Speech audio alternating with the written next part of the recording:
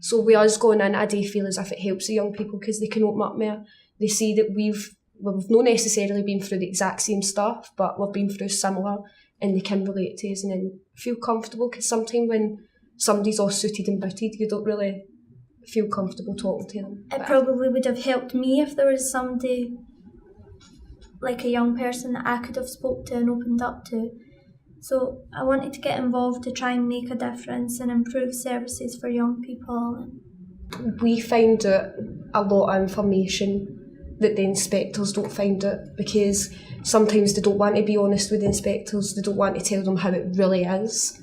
I felt really proud because I felt as though I had achieved something, and leaving knowing that I was improving services for a particular person or any issues that they had, I then passed it on to the inspector, and knowing that that was going to be dealt with.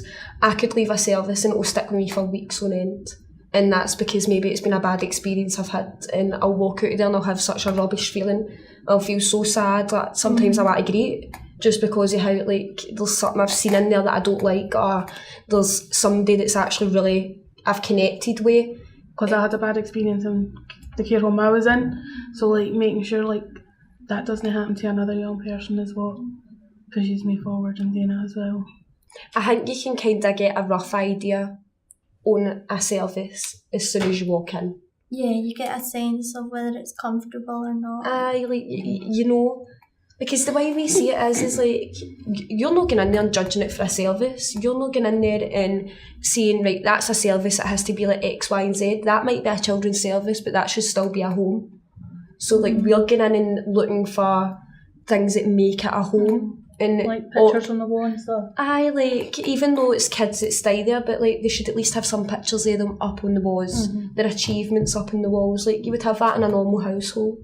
I think when you ask about the key worker, that's when they go on to open up. Well, this staff member's quite good this way and that staff member's quite good that way. There was one girl and she said to me, I've got a really good relationship with this staff member, really connected with him for the very first day that I've come in here, but I'm not allowed to work with him anymore, and he's been sent down to that building to work, and I've got another worker up here. I don't find it's fair, I don't want to talk to my new worker, I only trust that one. So, and that was all because the staff thought she was too close to that staff member. For me, it was when I was on one inspection, and one particular boy had said that the staff were so good with him, and one of the staff members said he felt as though it was a father figure that was missing in his life, and he said he felt they just had a bond and they just got on really well, and he wanted to let that staff member know. And he also had said that there was another staff member that actually came in on her weekend off because a traumatic thing had happened, and he said that he could tell she really cared about him and really wanted to be there and support him. Yeah. And that, two of the young people I met, they were getting ready to move on, but they were still getting the support that they need when once they leave. They'll still get any of the support they need, even if they're moving out of their local authority area. So if they want to move to Glasgow or Edinburgh or stuff like that, they'll still get the support that they need. Their workers will still travel to go to them and help them and make sure that they settle in and everything's fine and stuff. Even the services that are meant to be there to support you, workers that come out to your property to help you budget and help you learn to look after a property, even with them, if they end up having to move to work in a different area, you're getting another service who's meant to be coming to support you. They're meant to be your new workers, and then they don't show up. They don't give you help. So it's not like a separate service. It's the same service. So you'd stay with your same worker. Say you've had that social worker for 5 years, and then it's time for you to move on to through care. You still get to keep that worker all the way up.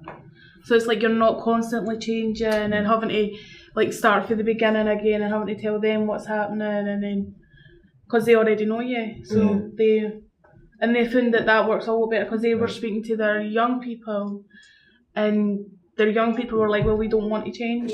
We've got people coming from another country, so we can teach them about what we do. Aye.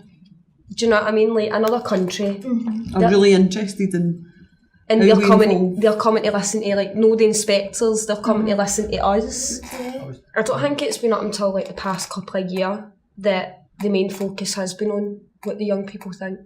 And it's good that this is where society's starting to get to, that they're listening to us, Yeah. they're listening to what we've got to say, and they're actually starting to do something about it.